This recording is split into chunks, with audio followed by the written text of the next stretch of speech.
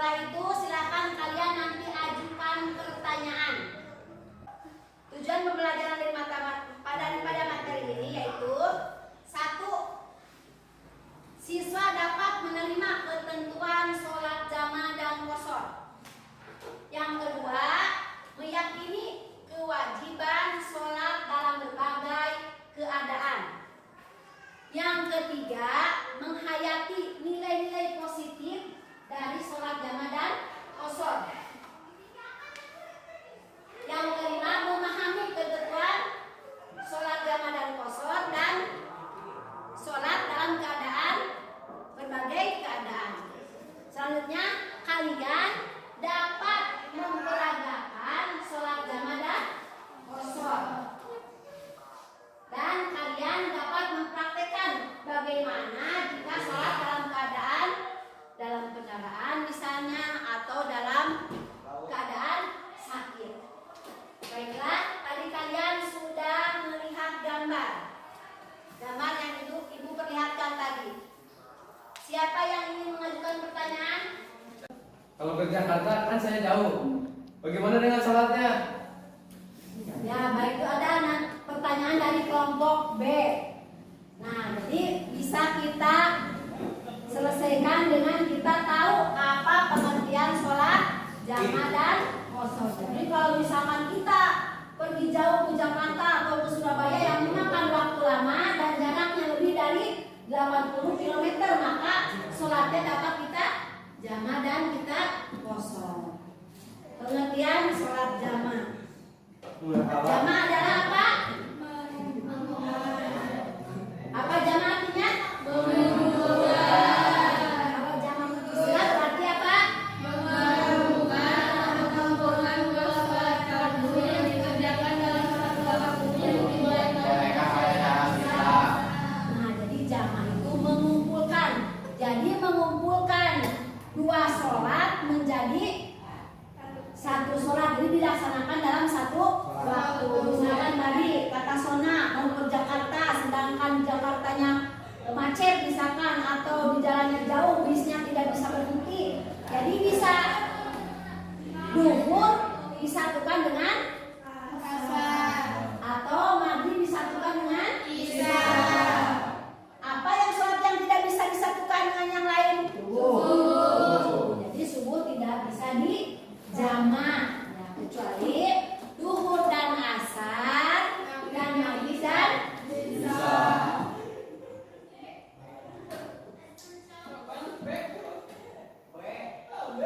Kemudian, apa dasar hukumnya? Kita melaksanakan segala sesuatu itu tidak harus berdasarkan hukum atau harus berdasarkan ketentuan, baik itu dalil naqli atau dalil akli. Biasanya dalil akli diambil dari apa? Diambil dari apa?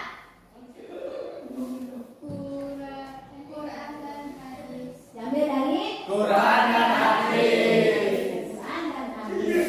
Untuk sholat jamaah ada hadisnya dari Anas radhiyallahu anhu. Ia berkata, ketika Rasulullah pergi berkendaraan sebelum tergelincir matahari, maka beliau akan menjama sholatnya.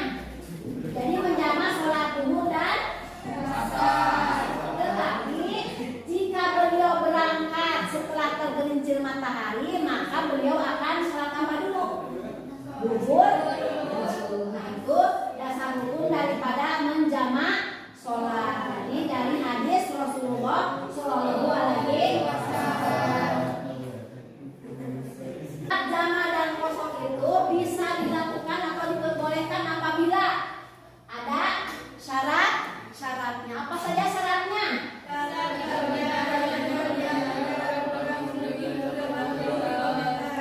Terus yang kedua, yang ketiga,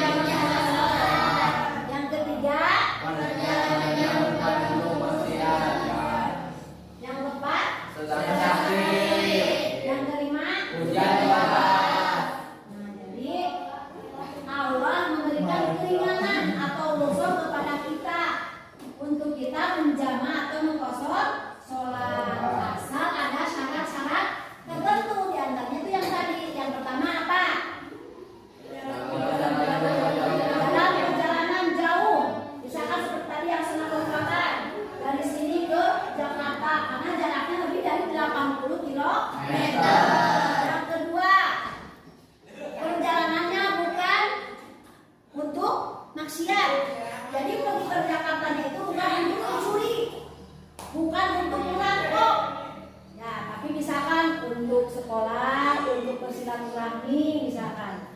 Apalagi?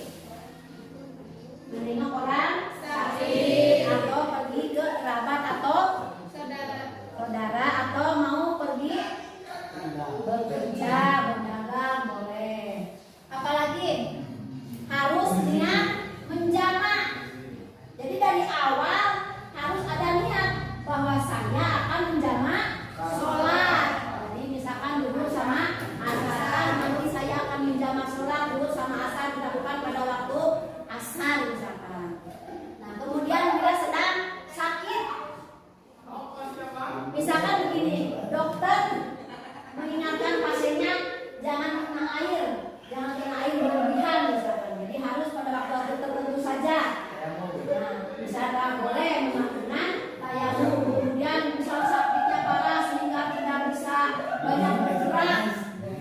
Jadi bisa sholatnya dengan dijama, yaitu dikumpulkan atau disatukan. Jadi dilakukan pada satu waktu saja. Kemudian hujan lebat bagi yang biasa berjamaah di mana? Di masjid. Terbagi dua. Satu ada jamaah takdim, dua jamaah takdim. Jadi ada jamaah takdim dan ada jamaah takdim. Yang bagaimana jamaah takdim? Siapa yang tahu jamaah takdim? Tahu.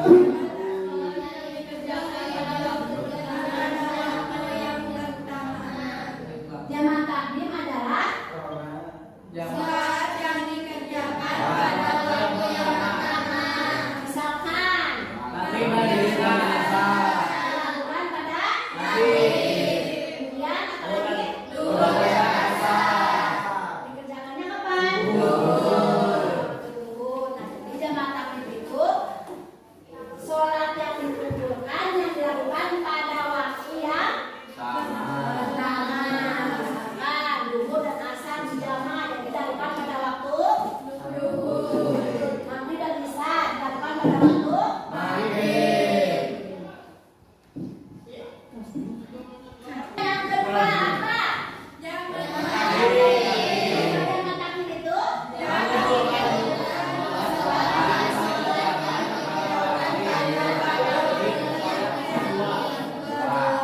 contohnya dilakukannya kapan? Terus apalagi?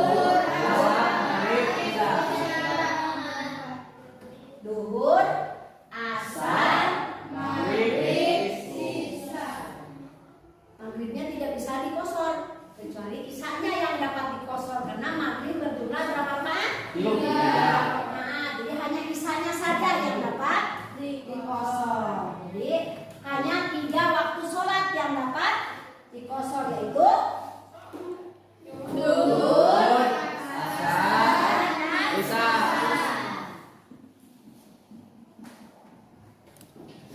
sholat qashar dapat dilaksanakan apabila ada syarat-syarat tertentu, yaitu apa saja?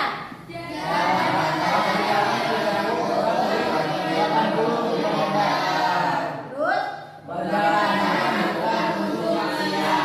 kemudian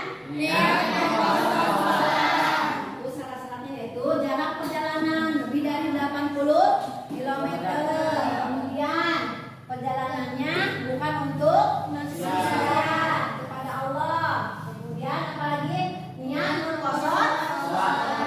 Jadi harus niat dari awal, sudah berniat mau mengqashar salat.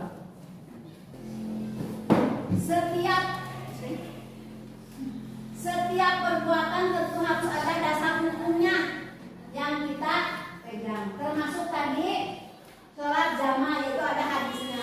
Yang ini sholat qashar juga ada firman Allah dan ada hadisnya. Firman Allah dalam surat An-Nisa yang artinya, dan apabila kamu bepergian di muka bumi, maka tidaklah mengapa kamu mengqashar sholatmu. Nah, jadi ada ketentuannya di sini, ada perintahnya atau ada hukumnya.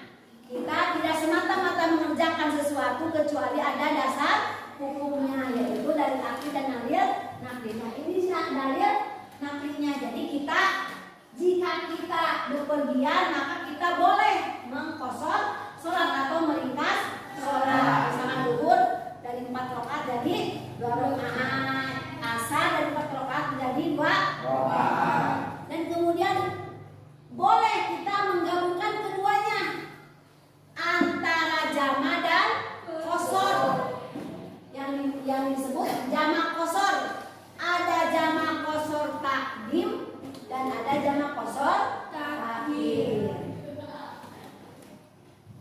Apa yang dimaksud dengan jama qashar takdim? Kita lihat perjalanan hubungan kedua.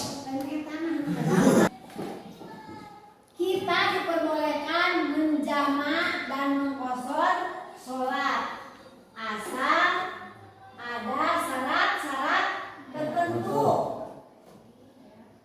Apa itu jama qashar takdim? Seperti tadi kan disebutkan ada jama qashar takdim, ada jama qashar takhir. Apa itu jama qashar takdim? Contohnya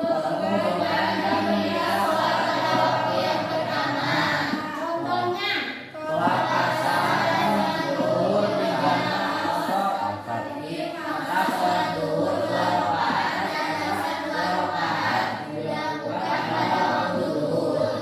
Nah, jadi jika kita melaksanakan jama qashar takdim, maka sholat zuhur yang tadinya 4 menjadi 2. Sholat asarnya yang tadinya 4 menjadi 2. Dia sedangkan terpisah. Jadi niatnya bisa-bisa, jangan disatukan. Misalkan sholat asarnya 2 jadi satu salam, tidak boleh. Jadi harus 2 salam. Jadi 2 niat zuhur 2 rakaat dan niat asar 2 rakaat dengan jama qashar takdim, juga dengan jama qashar takhir. Setelah kita mempelajari tadi jama dan qashar, maka ada hikmah yang dapat kita ambil. Kira-kira hikmahnya apa yang dapat kita ambil dari pelajaran tadi? Allah yang menerima satu kepada sholat yang ada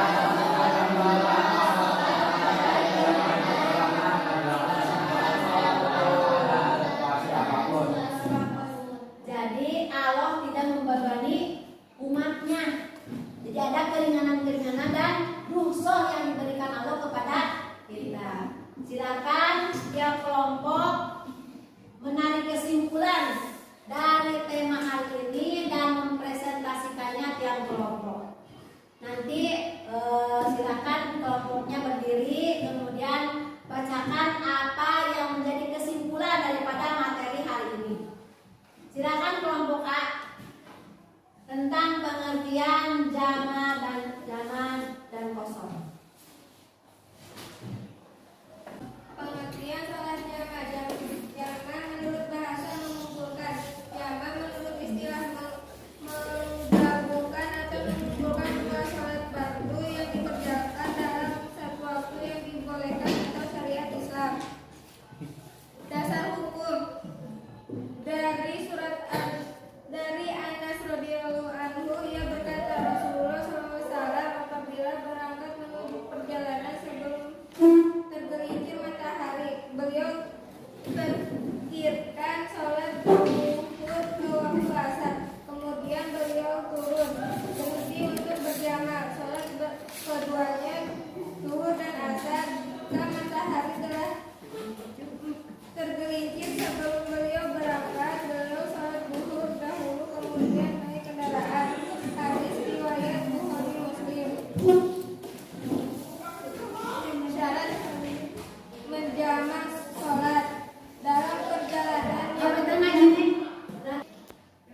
Dasar hukum dari Anas radhiyallahu anhu, ia berkata, Rasulullah SAW apabila berangkat menuju perjalanan sebelum tergelincir matahari, beliau terkirkan sholat zuhur ke waktu asar. Kemudian beliau turun berhenti untuk berjamaah. Sholat keduanya zuhur dan asar jika matahari telah tergelincir. Sebelum beliau berangkat, beliau sholat zuhur dahulu, kemudian naik kendaraan. Hadis riwayat Bukhari Muslim.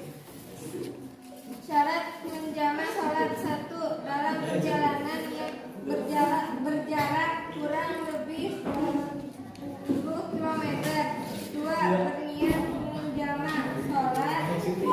Perjalanannya bukan untuk maksiat. 4. Sedang sakit. 5. Hujan lebat. Silakan kelompok B.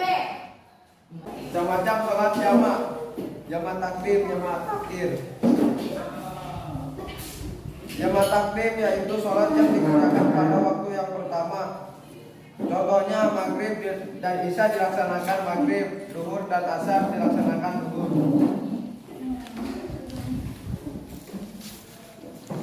Jamak takhir adalah mengumpulkan dua sholat wajib yang dikerjakan pada waktu yang terakhir atau yang kedua. Misalnya, sholat zuhur dan asar dilaksanakan asar, sholat maghrib dan isya dilaksanakan isya. Tata cara menjamak: jamak takdim zuhur dan asar dilaksanakan zuhur 4. Silakan kelompok C.